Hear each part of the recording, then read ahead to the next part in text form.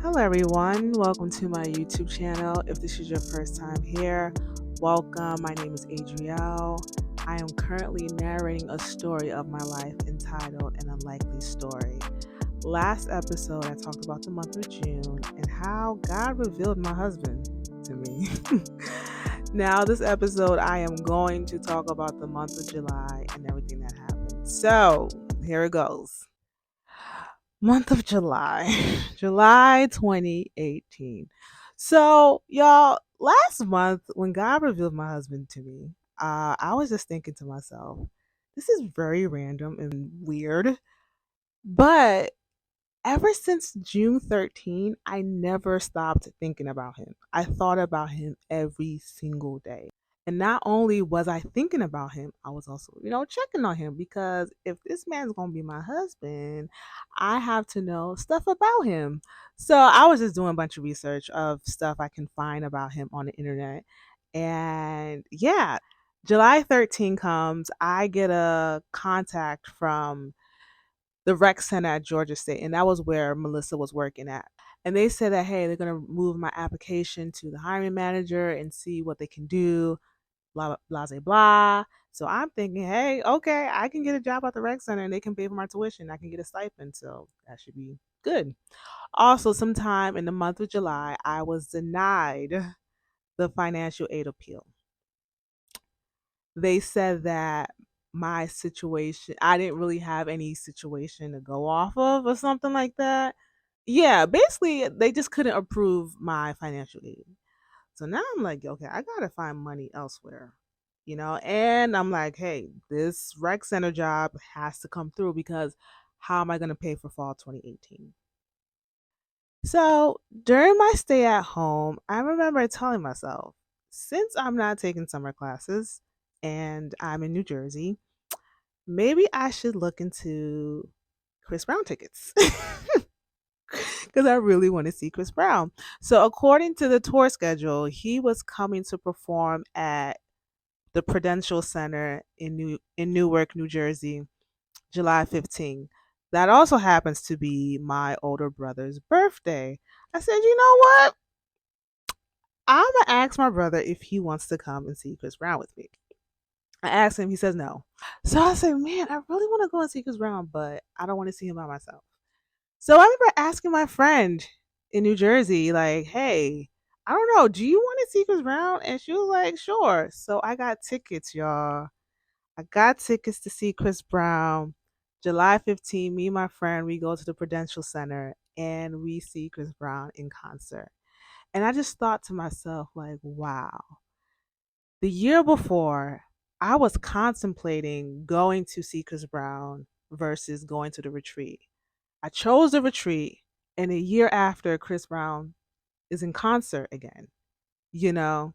So I was like, man, wow, wow, wow, wow. Anyways, I enjoyed the concert and it was fun.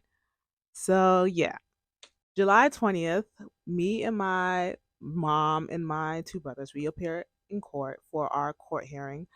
The judge approves our name change, and we could assume the name as of August 20th.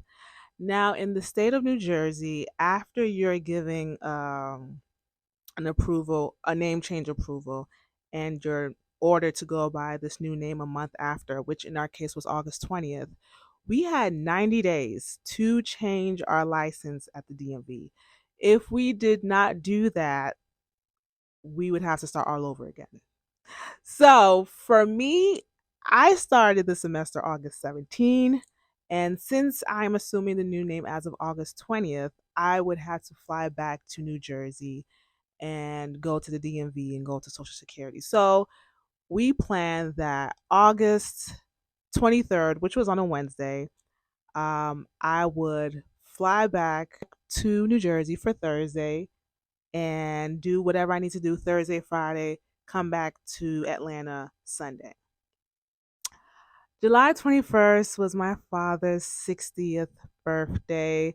That also happened to be the day that my older brother's god sister got married. So we spent my dad's birthday, at a wedding. But the day after, we had a gathering at the house with my family, friends, relatives, everyone that we knew came to the house to celebrate my father, and which was very good because I was very happy that I came home because I wanted to celebrate my dad's 60th birthday. So everything just felt good. Now, the day of my dad's celebration was the day after his birthday, which was July 22nd, and that happened to be a Sunday. So, Sunday morning, I go to church with my older brother. We go together, and I sit next to a particular lady. So, it's praise and worship. As praise and worship is wrapping up, my pastor typically tells us to hold hands with your partner, pray for that person, squeeze their hand, shake their hand as well, and then raise their hand.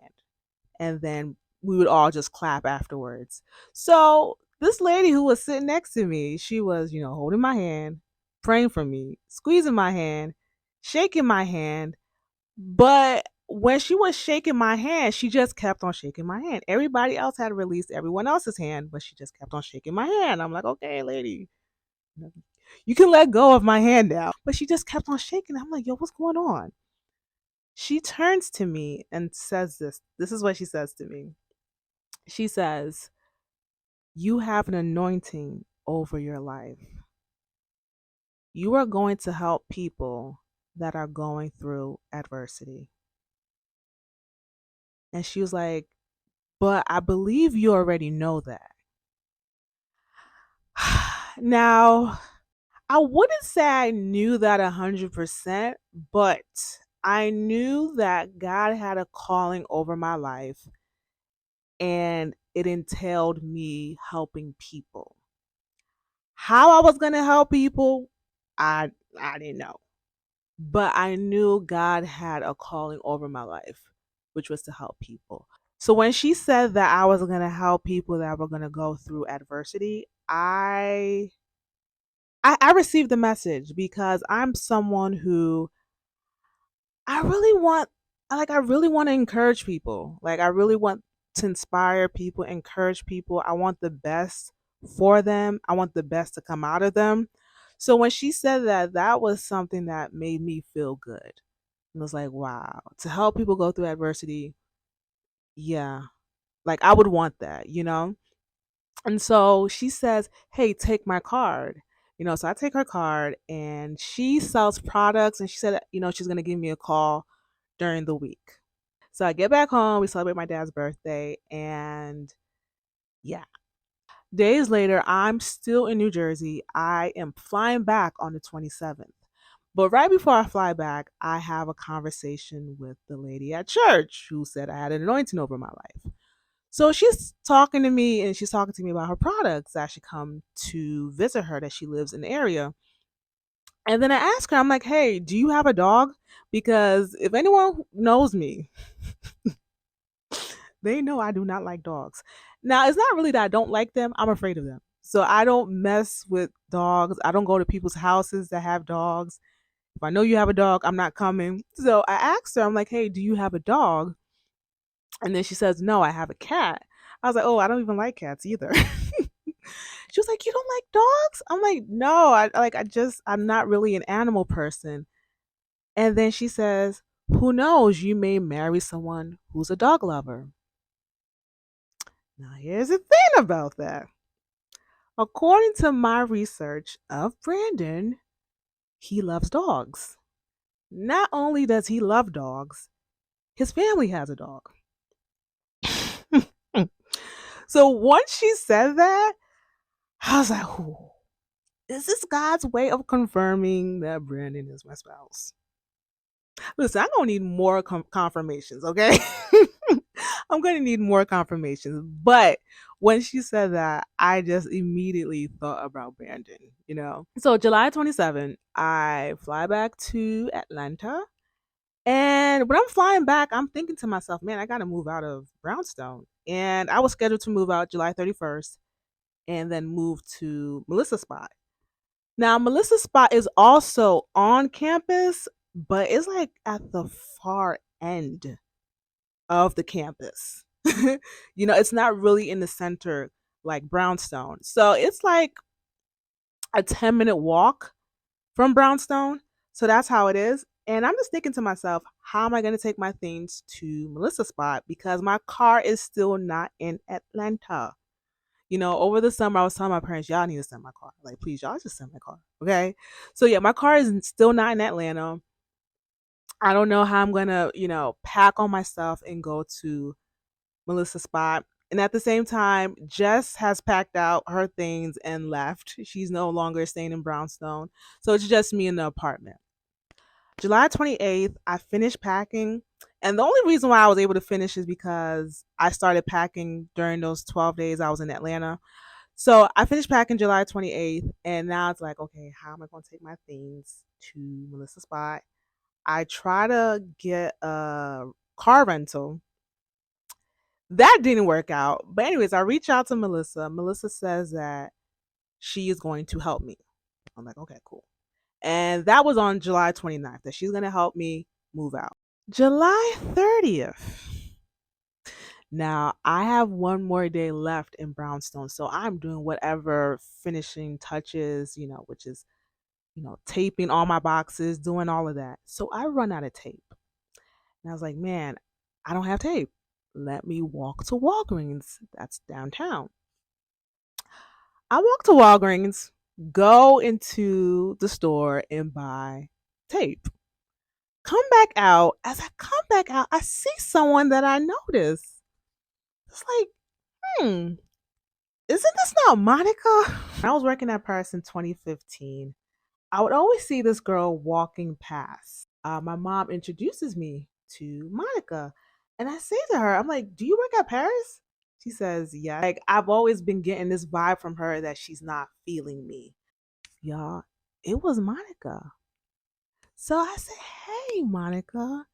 She was like, hey, how's it going? What are you doing here? I thought you were in New Jersey. Now, that was a lie. She was very well informed that I moved to Atlanta. Because I was well informed that she moved back to Atlanta too. So, but she acted like she didn't know me. And at the same time, she watches my snaps. And I have Atlanta in my location. But anyways, so she asked me, "Oh, how come I'm in Atlanta? I'm not New Jersey." And I tell her that I go to Georgia State, and I was living here in downtown. I just went to Walgreens to get some tape because I'm moving. And she was like, "Oh, okay, that's nice. Okay, all right, bye." I just thought it was so interesting that I ran into her. Now, I will say this: I knew her job was in downtown, but I didn't think I was going to run into her. Anyways, I go into my apartment, pack all the stuff I need to pack. And Melissa tells her boss to actually ask her boss to help me with the moving. Melissa's boss comes to Brownstone to help me move. So I take all my belongings, put it into her car. She had an SUV, and we were just going back and forth. We probably had like 4 trips. And so I was just so fortunate because, yeah, I was really worried about how I was going to move my stuff. But thank God, God made a way through Melissa's boss. So July 31st, all I had to do was, I think I had like a few belongings, with me. All I had to do was take that, return the key, and go to Melissa's spot. That's really what I had to do. Now, one thing I do want to mention, actually, a couple of things I do want to mention. When Play Cousin came to visit me back in May, I requested for a parking permit. Now, the parking permit is $95. So I requested it just for her to have her car parked in the parking garage and also for me to have my car parked in the parking garage whenever my parents were going to send my car. She came to Atlanta, gave her the parking sticker. She gives it back to me. Somehow in New Jersey, that parking sticker got lost. So when I was returning the key to Brownstone, they asked me, you know, did you have a parking sticker or parking permit? I was like, no. I'm like, okay. So I was never charged that $95 for those 2 months. I thought that was a miracle. Another thing, another thing I want to mention. While I was checking for Brandon in New Jersey, I noticed something. And I'm going to tell you what I noticed. I was looking at his tagged pictures, right? I was looking at his tagged pictures. There was a particular picture that I saw, and it appeared to be like at a bar. It was him and a group of other people, like two girls and two guys or whatever, right? So I remember going to that person's page that tagged Brandon in the picture. Went to that person's page. The person doesn't live in Atlanta. Not only does a person not live in Atlanta, the person doesn't even follow Brandon. So at that point, I was like, okay, this person tagged Brandon in the picture. Who is this person to Brandon? Right? Because the person's not following him, nothing. And the person doesn't even live in Atlanta. Now, I want y'all to remember this tagged photo for the sake of the story because it comes back later on. Okay? Also, the boat dream. I want y'all to remember that because it comes back way later on in the story. So, end of July, I am moving in with Melissa, and I do not have financial aid, and I still don't have my car in Atlanta. So, that's it. Okay, so next episode, I am going to talk about the month of August. I'm going to talk about Brandon. I'm going to talk about school. I'm going to talk about a bunch of stuff. So thank you so much for tuning in to an Unlikely Story. Hey, if you like the story, share it with your friends. Subscribe, because some of y'all are not subscribed. Subscribe. Follow me on Instagram. Leave a comment of questions that you have, because I feel like many people are going to have questions as I continue to tell the story. And yeah, so until next time.